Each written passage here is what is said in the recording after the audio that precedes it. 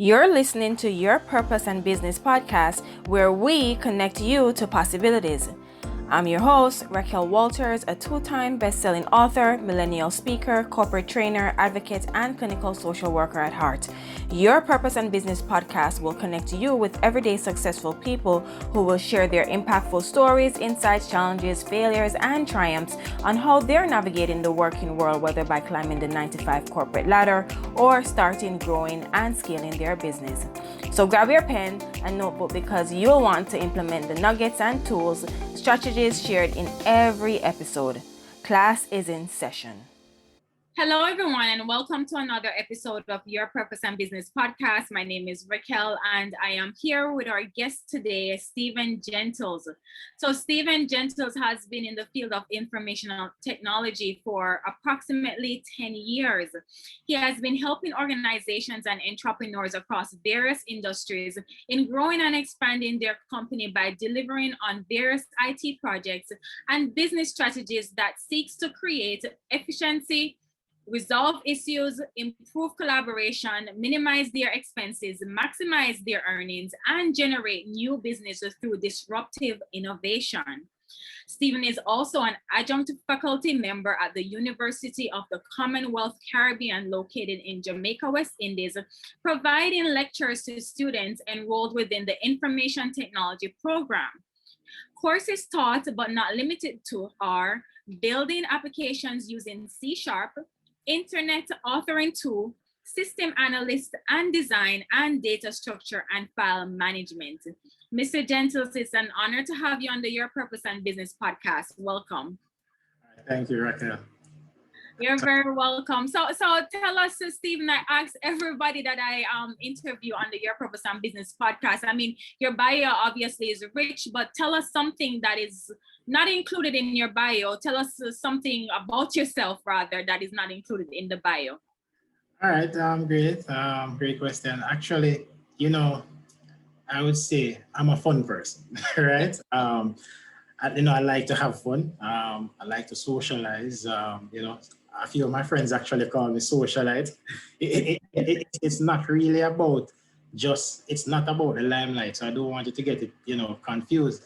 Yes. Love people, and I like interacting with people, trying to learn from people and to build relationships, so, I'm that person, Yes, absolutely. And, people, I'm just going to tell people here. So Stephen is like a brother to me. We went to the same high school in Jamaica, Clarendon, Jamaica, Glenmuir High.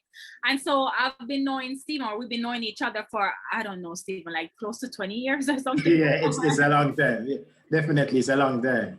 It absolutely has been a long time, and it's been a journey watching him grow and flourish in his career and his life in general. So Stephen, tell us. I mean, you're on Your Purpose and Business podcast, and I know that you're a professor at one of the top universities in Jamaica, but also you are definitely the go-to guy for information technology. I mean, it didn't even dawn on me that, or I should say, I'm not even surprised that you went that route, because guys, I remember Stephen always working on computers, and I just knew that this would be a part of his destiny. So speak to that, please, Stephen.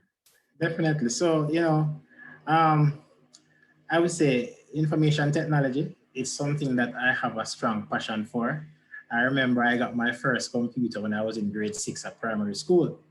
I think it was either grade 5 or grade 6, right? Actually, I came home and I saw the computer there as a surprise. There was no one at home. I have never used a computer before. And would you believe me that I figured out how to turn the computer on? Wow. I can't forget, I went into Microsoft, into Paint, right? The computers typically come with the Paint program. Yes. And they're trying to draw a cartoon house. And Raquel, I mean, as funny as it might sound, I figured out how to do printing.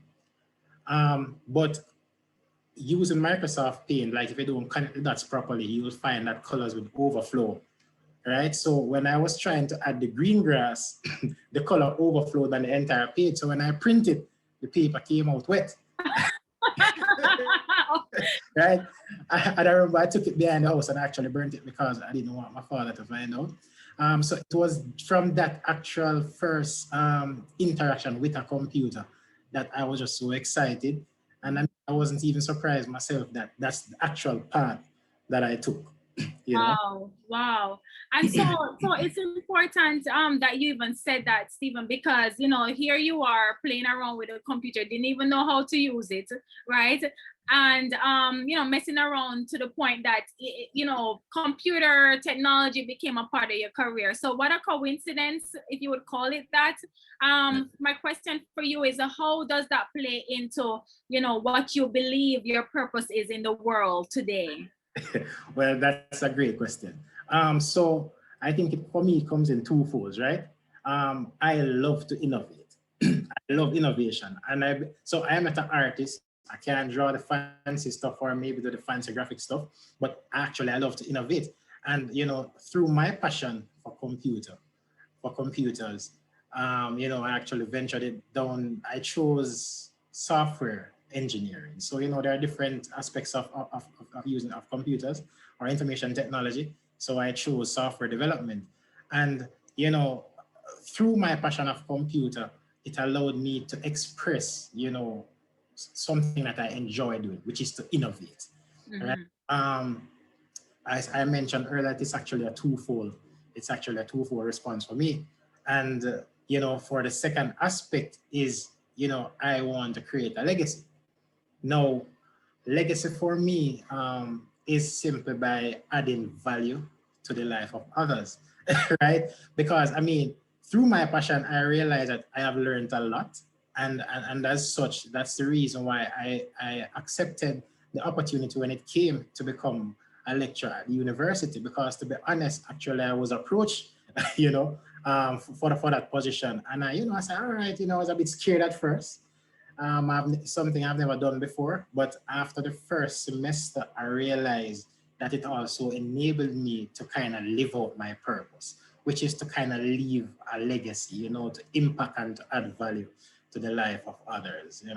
No, that's amazing, Stephen, because and I love that answer, because I always like to listen in and hear, what individual guests that I bring on, how they answer that question. And I think you nailed it, because I believe that you found your purpose, and I know that, purpose changes over time, but I think that at the core is teaching, and then at the core is a passion for technology. Am I right? Definitely. Right, and innovation, right?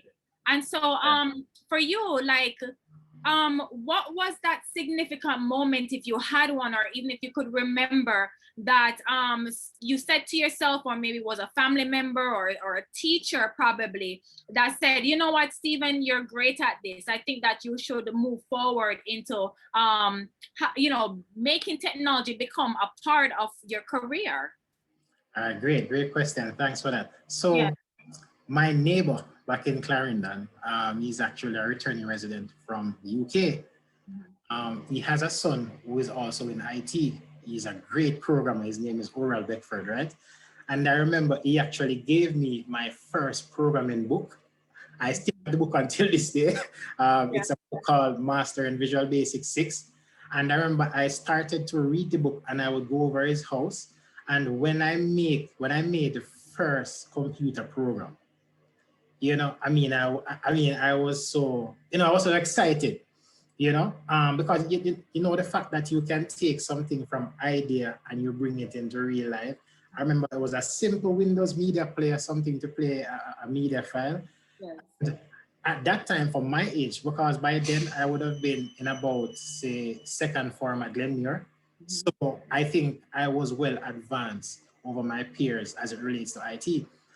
Fast forward a few years later, when I got to fifth form and I was doing my IT SBA, our teacher there was Mr. Knight, right? Yeah. Mr. Knight, yes, from the computer department.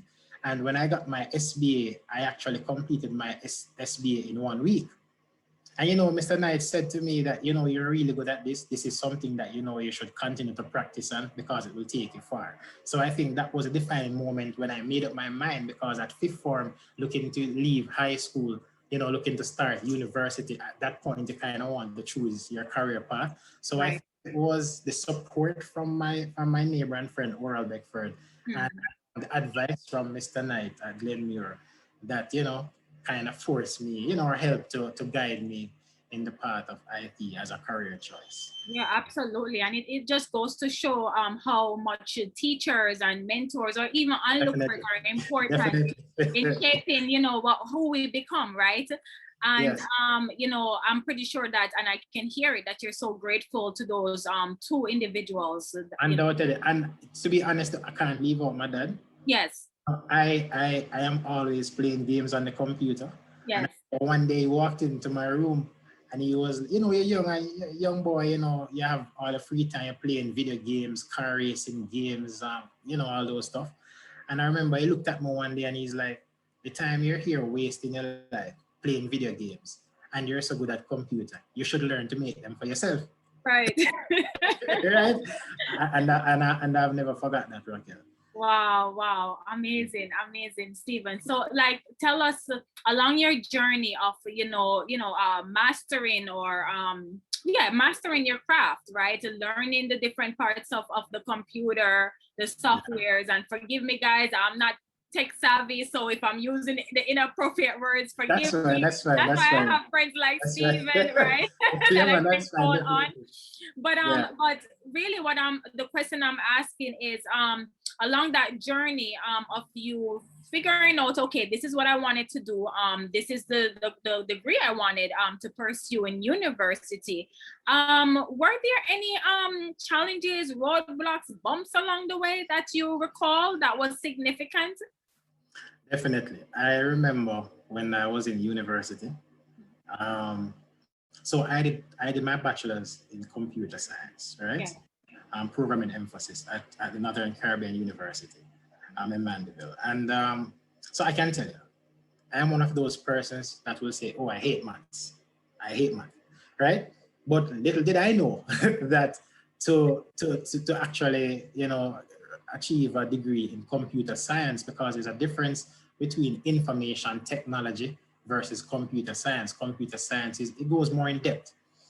It's very strong on math and science. So when I got to NCU, I realized that I had about 7 different levels of math course to do, Wow. including physics course. So that was really a challenge. I remember I can just be open and honest with you. I failed a math course twice. Mm-hmm. I remember the lecturer there, Mr. Alzen Smith, he actually said to me, Stephen, you're a very smart guy, you need to work along and do what you need to do because you're good at this thing and you can't love one side of computer science and not the other side. So I remember I had to do courses like college algebra, pre-calculus 1, pre-calculus 2, calculus 1, Oh my gosh. probability and statistics, right? Discrete math structures. I'm not sure if I said linear algebra. So there was a ton load of math course I had to do along with some physics course. And that advice from Mr. Smith, I really thought about it. And I have never failed a math course since then. Mm-hmm. So I remember that was really a challenging moment during university because I really hated math, right? Right. I did the programming aspect of it. And I am not from a wealthy background. I am from parents who, they take pride in trying to ensure that, they offer the best that they can for their kids.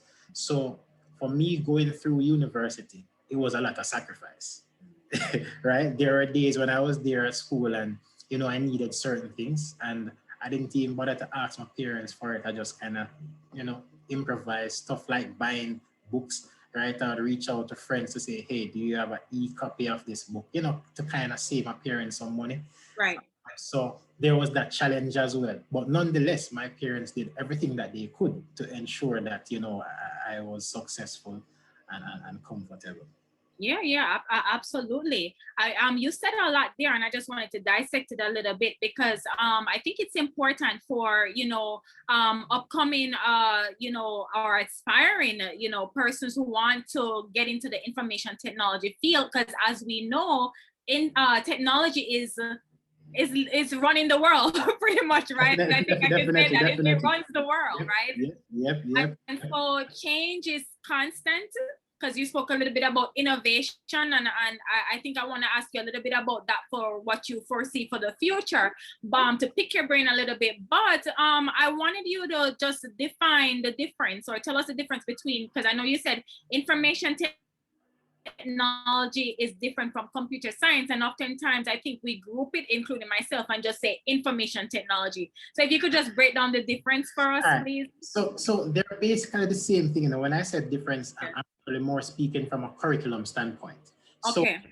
So for example, all the math courses that I outlined to you earlier, if you're in information technology, you're not really required to go that in depth, because for a computer science degree, you have to be doing stuff such as artificial intelligence, right? Yes. So for someone who's doing information technology, a degree in information technology, they may not go that far, right? They're doing the programming, they're doing the networking, they can build websites, software, mobile apps. So they're getting a degree that is functional in IT, right? But if it's a situation now where you want to go more in depth to now look at artificial intelligence, right? Decision support systems, those kind of more in-depth techy stuff. I don't really want to be throwing out too much jargons, right? Then computer science is actually the avenue that you want to take, if that's where you want to go. So you spoke about like where the technology is going now. Right. So we can clearly see that things are moving online. Right. It's not just about things going online, or, oh, I need a website, oh, I need a software to run my business. When you're innovating these technologies in this time, then, there are certain things that you have to consider. When you're designing that architecture, you want to ensure that there's some level of AI or intelligence built into the framework, right? So you kind of want your systems to be assisting you in making certain decisions, right? So for example, there is even predictive, certain level of predictive analysis that can be done through information technology. So let's say, for example, you're in a business, right, Raquel? Right. And you want to predict when a customer comes in. IT can do that for you. It's not 100% accurate, right? But if you have enough information, you can actually build like what is known as a trained AI model, right? And you can do some different tests on it. I really don't want to get too technical, and it tells you what's the percentage of accuracy that it has. So it can kind of guide you to give you some feedback to say, hey, all right, so I noticed this person typically comes to my establishment on Mondays between XYZ time. I have X amount of customers coming within this window, right? So I need to ensure that I have adequate staffing at this time. So these are some of the challenges, customer service. I believe in good customer service and being customer focused. So, I mean, I'm sure you have been to establishments where the service and the customer service was poor because they are possibly understaffed, right? And the reality is, information technology can assist you because, having collected the data over extended period of time, you're able to look at patterns and trends and to able to, drive better decisions, to ensure you have adequate staffing on the line, to improve your customer service. Because let's face it, everyone wants to be an entrepreneur these days. The competition is very high. So I believe that through good customer service, then you can kind of get some edge over your competitors. Absolutely. Oh my gosh, Stephen, you just gave all the gems right there, and I need to break it down a little bit because I'm a little, intellectual myself. So okay, so it's kind of similar, and just tell me if I'm getting this right, so that the audience, who's the listeners, can get it right. So say for instance, like if I have an Instagram account, Facebook account, social media is huge, right? It's kind of like analytics, it's insight. Yes. And then I would track to see how many people on a certain day, say Monday. Exactly. What is the best time to post? What's the best time to post? Exactly. Is the percentage, how many men or women are following a particular social media account, etc. So based on that data, I can use that to post, to go live, or things of that nature, right? Exactly. And so you're saying that we could use information technology in that sense to assist even a brick and mortar store. Is that what you're saying? Yes. Definitely. And when you think about a service like, say, Netflix, when you onto Netflix and it shows you recommended videos. That's true. Yeah, you know. Yes. Right.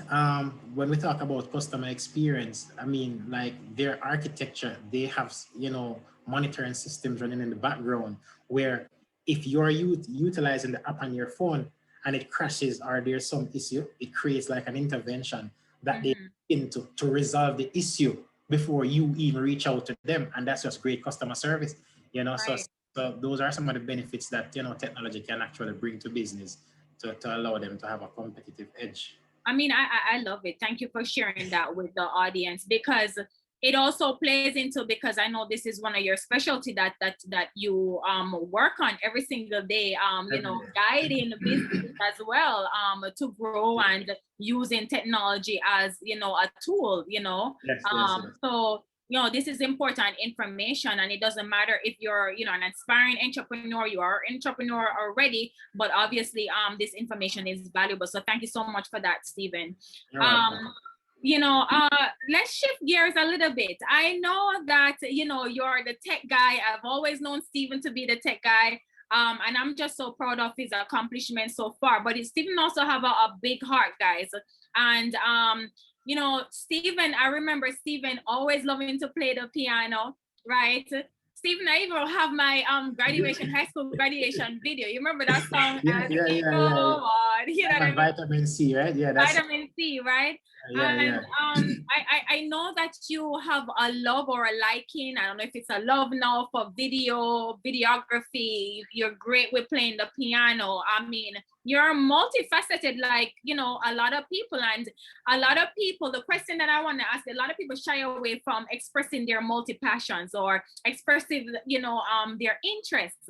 So I know you don't shy away from that. And somehow you merge everything together to live, you know, your life to the best of your abilities. And I don't want to speak too much for you or put words in your mouth, but tell us the importance of really expressing yourselves and really being intentional about living out your multi-passions. If you consider yourself a multi-passionate individual.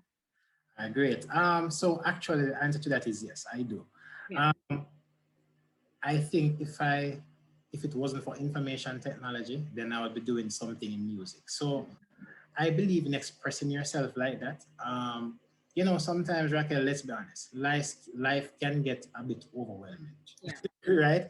And I can tell you, I remember I bought a new keyboard, like digital piano, recently, about 2 years ago. I mean, to be honest, I mean, it wasn't cheap, right? I remember a person saying, "You're buying something for that."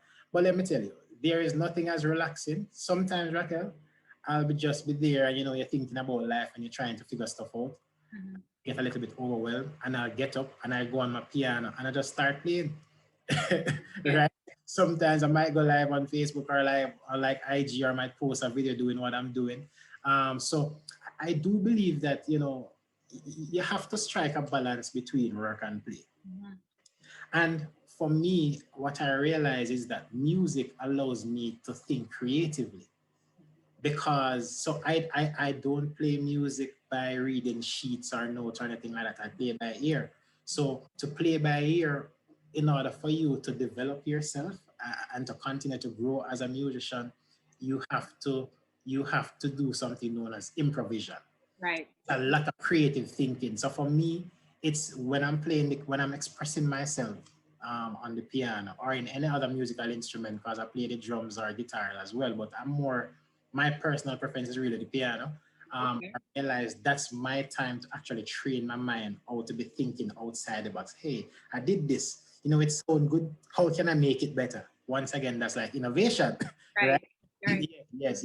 So I do believe that, you know, each and everyone needs to find, you know, that soft skill, something that you enjoy doing, and just to spend the time just to have that balance. I remember I read a book by Jim Rohn, I think it's Chris Widener, called 12 Pillars of Success.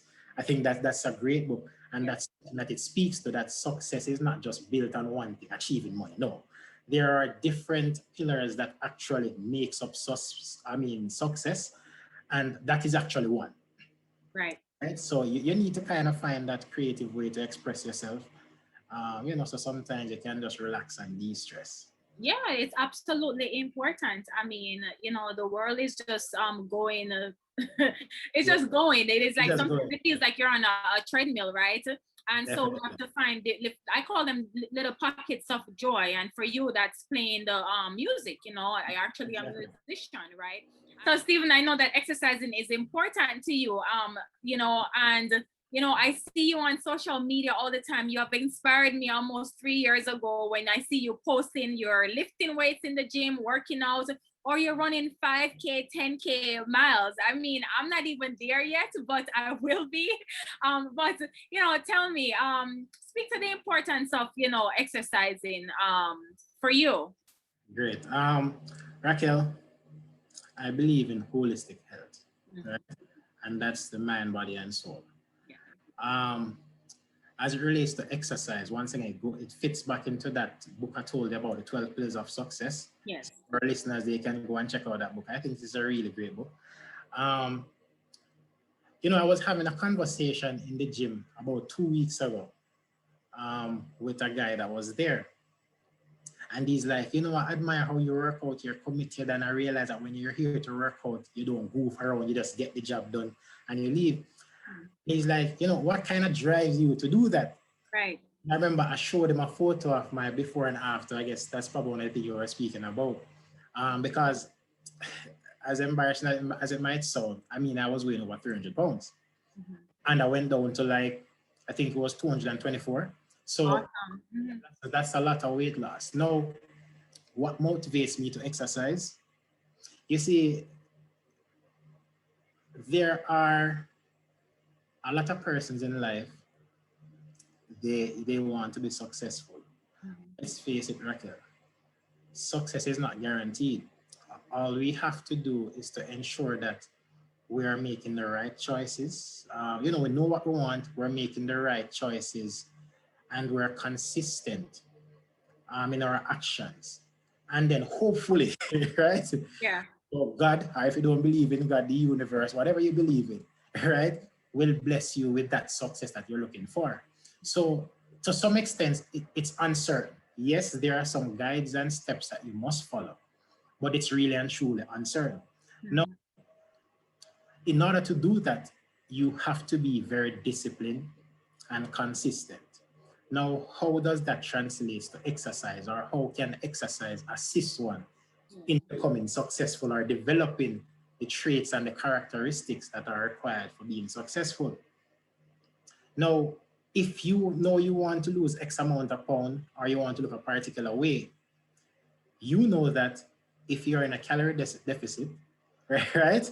You're exercising, you're doing your resistance training, or you're doing your cardio training, it training, whatever you want to do, Mhm. you will. Mhm. It's 100% certain that you will achieve your goal. Right. So let's look at this now. For exercise, if you follow these steps, you will achieve the goals. For success, if you follow these steps, you might achieve the goals. Right. Right. Still, people can't find the discipline to exercise to achieve a goal that they are guaranteed to achieve. Yeah. Yeah. Good point. So Great point. if you cannot find the discipline to be consistent in exercising, where you are guaranteed that success, you're wasting your time trying to be successful in life. So for Oh my gosh, he just dropped a bomb right there, you're guys. wasting your time.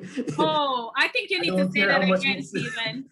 I say, if you cannot find the discipline to exercise, and once you exercise, you're in your calorie deficit, it's a guarantee that you will achieve your goal.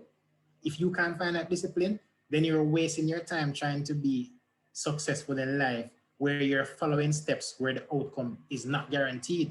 Because imagine if you can't be consistent enough for something that you're certain that you will achieve, how can you then be consistent with something that it's a 50-50 chance? So for Absolutely. me, when I'm exercising, it's not just about getting fit, it's also about training my mind, right? Training myself how to be consistent, how to stick to the plan until the goal is achieved. Yeah, absolutely. And So, yeah, it absolutely makes sense. And it's really that simple. It's black or white, definitely. and I love how you framed it, because I think that it will resonate with a lot of people. I mean, success is not guaranteed, right? Not guaranteed. However, if you have a goal to either gain weight or lose weight, right? And you have the steps, you have a guideline, you have a plan, you definitely will lose the weight or gain the weight or Yeah, build a muscle, right? So definitely. it makes sense. It makes sense. And I think that exercising too, separate from obviously, like, your body image, whatever image you're looking after or going after, it's good for mental clarity, right? Definitely. It helps reduces stress. I mean, we can put the Undoubtedly. many benefits, right? But Yes, it yes. also trains you to be disciplined. And you Definitely. spoke about discipline, the It, it importance is of discipline. it is very difficult. My alarm is 4:30 every morning. That's when my day starts. Mhm. This morning my alarm went off. I got up, I took my shower. The shower helps me to wake up. I didn't feel like I wanted to go out, but once again, because I've been doing it for such a long time, I've developed that level of discipline that Right. is required for me to execute. So this morning it was really tough. There are times when I'm there on the route and I wanted to take a shortcut, because this morning I remember I think I did six miles, and I Mhm. take a shortcut and I'm like, no, stick Stick to to it. stick to Wow. the plan. That's Definitely. that, that's amazing, Stephen. And so, how has exercising has helped you, in your life? I mean, it's a part of your lifestyle, I know, but has has it translated to discipline in other areas of your life? Definitely. Because I can tell you, I remember in December 2019, I did the Negril Reggae Marathon. I did the half marathon, so that was 13 miles. Raquel, to date, that is the most challenging thing I've ever done. I remember at one point I stopped and I give up, I can't bother. But I got through it. And the good thing about succeeding or winning, Raquel, we can use it as a reference point for times when we are faced with difficult situations. That regardless of what you're experiencing or what you're going through, I mean, life has a way of figuring itself out. So, the lessons learned from exercising have translated to all aspects of my life. That's no, that's truly amazing, and so accurate right there. Life will work itself out eventually, right? Definitely. Um, Stephen, you've done a lot thus far. Throughout your short years already, you have many more years to come, right? And a question that is on my heart right now. I'm not sure why, but I see your future so brighter than what it is right now, and that's really truly coming from my heart. And I know that you can go further. You're doing a lot. I've been watching you over the years. I know you, even when I don't say anything to you, but when I call on you, I'm serious. Yeah, But yeah, yeah. I just wanted to say publicly, of course, like Stephen as a brother to me, definitely I am super proud of you, because I know the caliber of friendship that we have and the circle that we're around and the community, and we've really been coming from far, like meaning like probably close to what 20 plus years Yeah, of it's a long time. friendship, It's you a know long time. and so it's like we're a family, right? The GHS family. And I know that there's so much more in store for you. You're a professor now. I know that you work in a top company there in Jamaica. And what's next for you on the horizon, if I may ask? Raquel, I want to write a book. Yes. Yes. Um, it is something that, so I have my Google Docs where I have made notes. I think in total I've covered probably over 30 personal development books. Wow. Personal development is something that I'm big on, and like each time I read a book is like I'm enlightened somewhat, right?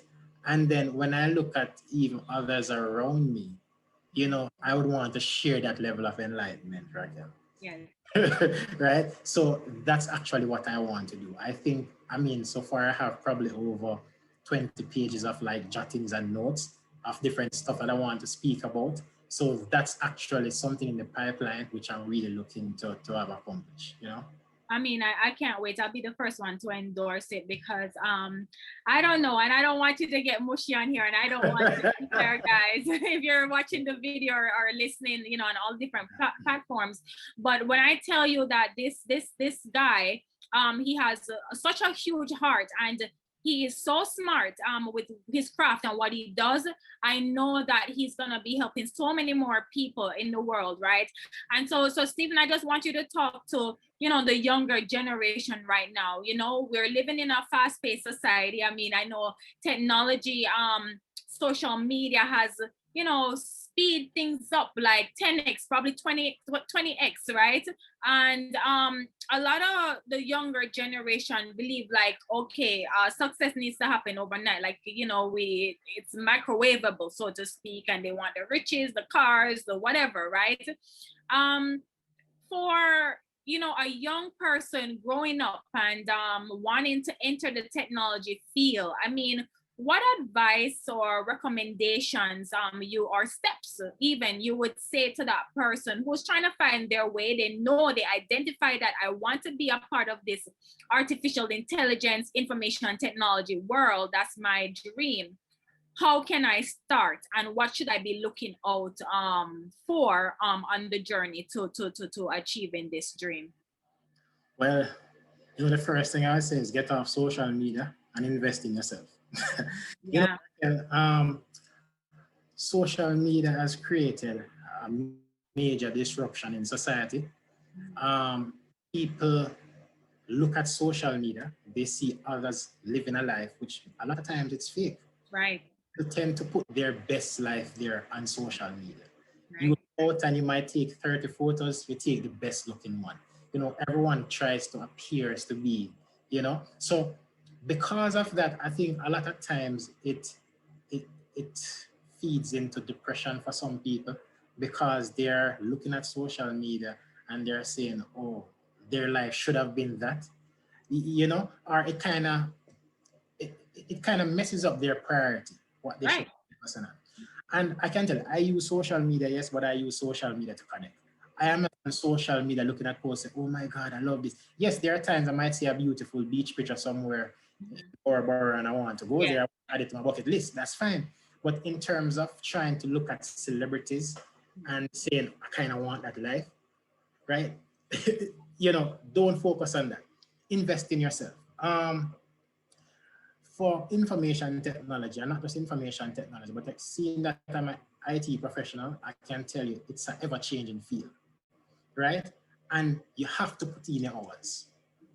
If you want to become successful in IT, you have to put in your hours. You have to, and you want to kind of ensure that you put yourself in a specific circle, like-minded persons who want to kind of achieve the same thing and they have that same passion that you have. Because I tell you, information technology is changing rapidly. Um, and if you don't keep up with it, you'll be left behind. So I would say get off social media and try to invest in yourself. And not just invest in yourself from a technical standpoint, but try to develop yourself personally as well. You know, if you're starting out in your journey, chances are you won't be a manager. You won't be going into a management role when you Right. just start your career. So you want to read books like John C. Maxwell, 17 Indispensable Laws of Teamwork, right? You know, I think that's a great book that kind of teaches people like how to work together and, you know, how not to be selfish. I mean, I don't want to be doing a book summary on that, no, but I would say get off social media, try to develop yourself, not just from a technical standpoint, but also from a personal development standpoint, and surround yourself with persons who are on the same journey as yourself. I think that those were great recommendations or advice. And guys, just listen to Stephen. He has walked the path and he's still growing, but he knows a thing or two, you know. So get off social media, or if you're on it, just use it responsibly, right?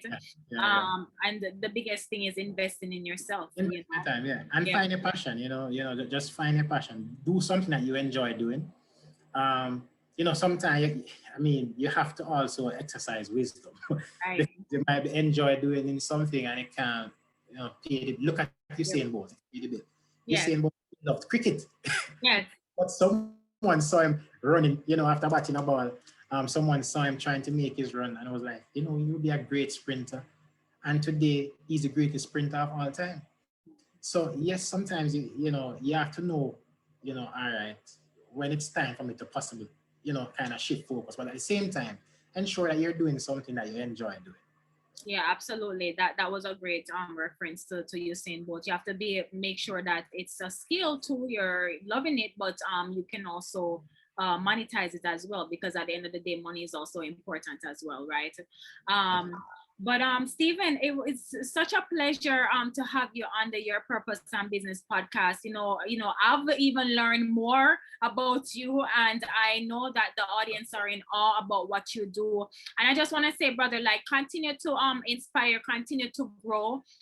You're a well-rounded individual, and I know that the sky is the limit, and I can't wait, definitely to hear about your book, and definitely you're always invited back to share your book. I'll be happy to have you on to speak about your upcoming book. So pressure, but no pressure. That's how I do it. So I'm gonna keep him accountable, people. But Stephen, any parting words, any words of wisdom, maybe sharing something that keeps you, that you do or say that keeps you going every single day, keep you grounded.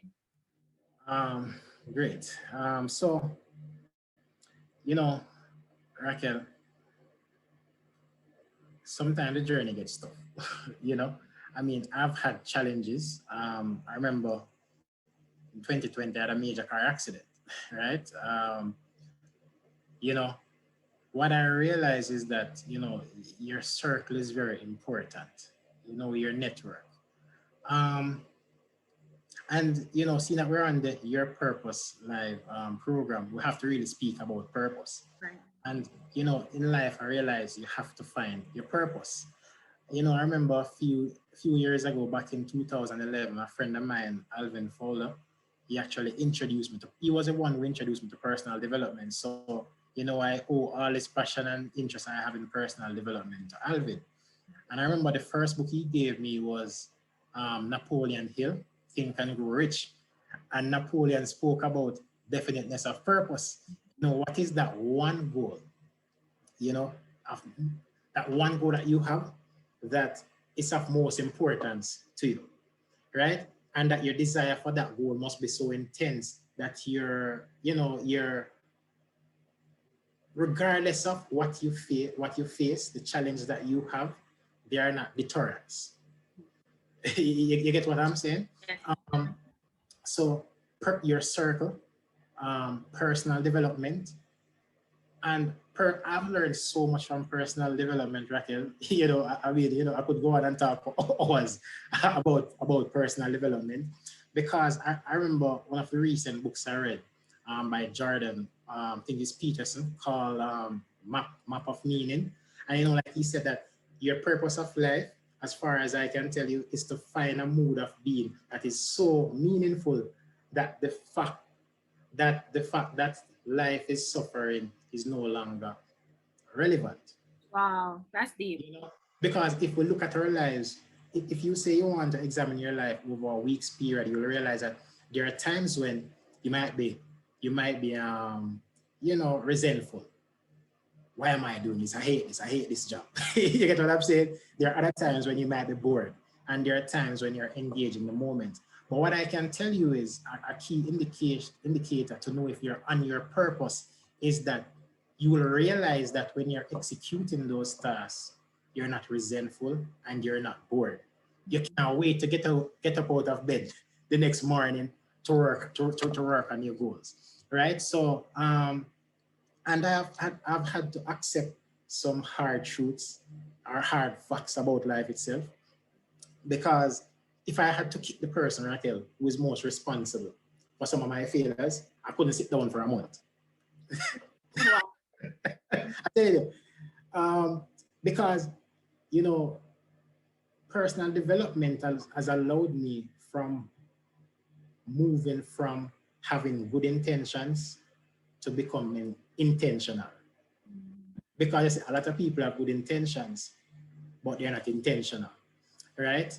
And once again, once I realized and I figured those stuff out, I try to ensure that I surround myself with some of my closest group of friends are people who think like that. Because I say motivation is like a shower, it doesn't last. That's why it's recommended daily. Right. Right? So I have friends who have said, let's face it, we know the Jamaican term, you rich and switch. No, but if every time I call you or we want to talk, it's about party or some idleness or girls, or it's not really, Right. So I try to surround myself with people who have figured out life more than I have figured out life. I ask them for their advice. A lot of my friends are older than I am. So what you'll find is one of the main questions I like ask all of my friends who are older is, if you could live your life over again, or if you could speak back to yourself at 16 years old, what are some of the advice that you would give to yourself? Raquel. So thank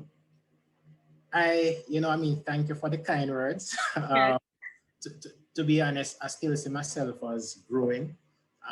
Because I believe that the only thing that is constant in life is change. And I believe in change. I believe in continuously growing. Not focusing on the past or what you might achieve. All right, that was good, but you move on and you try to achieve the next. So it's a journey. I won't say it's an easy journey. It's a very difficult journey. But once again, because I have identified my purpose, I am not deterred by the challenges or the setbacks that I have faced, or the ones that are to come.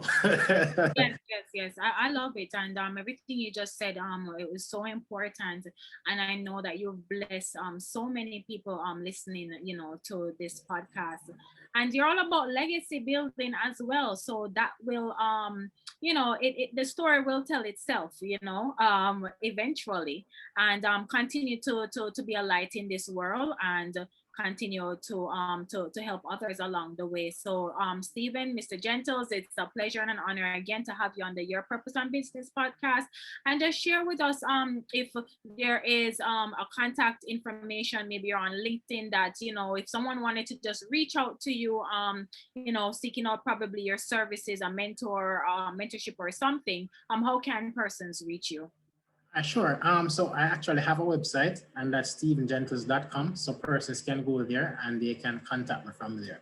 I'm currently doing some redesigning work to the website because I kind of got tired of the old design and look. So it's currently under construction, but it should be completed within about a week or so. Awesome. It's a matter of changing the look and feel. But they can go to stephengentles.com and they can reach me from there. Oh, that's amazing. All right, Stephen, thank you again. And for all the listeners, remember, be good to yourself, and I'll catch you in the next episode. Bye for now. All right, bye, Raquel. Thank you very much. Thank you for listening. If you've loved this episode, let's stay in touch. Head over to raquelwalters.com and subscribe to my email list so that I can send you updates on new episodes, exclusive motivational nuggets, and insider knowledge that's only shared when you join our community. Please don't forget to subscribe to this podcast and leave a review, as I want to know your thoughts about every episode. Follow me on Instagram at Your Purpose and Business Podcast. And remember, your life is beautiful, and this is a part of your journey. So embrace it. Speak to you soon.